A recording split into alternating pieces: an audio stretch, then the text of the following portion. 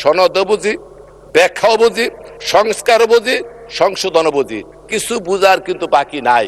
অতএব মানুষকে বুঝতে দেন, সঠিক পথে আসেন, ধারাবাহিকভাবে কর্মসূচি পালন করার চেষ্টা করি।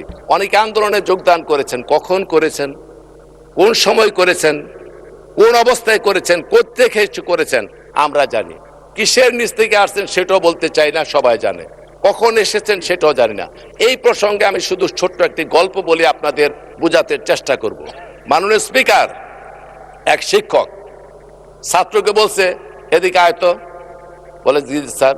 বলে ওই বাড়ি থেকে একটা দাও নিয়ে আন। বলে কেন? বলে আমি ডাব খাবো। দাওটা নিয়ে আয়, দাওটা কেটে ডাব খাবো। তখন বলে স্যার, এখন যদি ডাব কাটার জন্য ওই বাড়ি থেকে দাও নিয়ে আপনার দিকে আসি, মানুষ মনে করবে শিক্ষকের দিকে দাবিত হচ্ছে দাও নিয়ে, বেয়াদব করবে, মানুষ বুঝতে পারবে না এই দাও আমি কেমনে আনি। তখন বলতেছে ঠিক আছে তুই আমি আনি। দাওটা শিক্ষক গিয়ে নিয়ে আসলো। আসার পরে বলে এখন গাছের উপর উঠে নারিকেল পেরে আমার ডাবটা খাওয়া। বলে স্যার, এত বেয়াদব আমি শিখেছি, আপনি গাছের নিচে দাঁড়ায় থাকবেন আর মাথার উপরে আমি দাও নিয়ে উঠবো, মানুষ করবো শিক্ষক দাঁড়িয়েছে নিচে, ছাত্র উঠছে উপরে মাথার উপরে। এটা স্যার সম্ভব না, এটাও ঠিক না। বলে ঠিক আছে, এটাও মানলাম। এখন শিক্ষক দাও আনছে, গাছের উপরে ডাবও কাটছে, পারছে। এইবার বলে কি ডাবরা কাইটা খা। এখন বলতেছে স্যার কয়বার বেয়াদবি করে, দুইবার দুইটা কথা রক্ষা করে নেয়, এইবার ডাবডা নেনে ছাত্র কাইটা ডাবডা খেয়ে ফেলছে।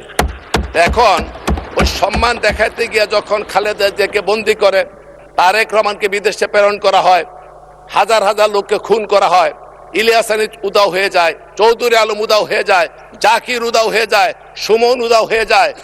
এই সমস্ত আন্দোলন সংগ্রামের সময় যখন হত্যাকাণ্ড সংঘটিত হয়, সেই বাইদের কিন্তু তেমন একটা অঙ্গন আমরা দেখা পাই নাই। কাজে হাজারো রক্তের বিনিময়ে ধারাবাহিক আন্দোলনের 16-17 বছর যা চললো, তার একেবারে শেষ এসে ওই ডাব কাটার মতো সুযোগ বুঝে আপনারা এইখানে অংশগ্রহণ করেছেন।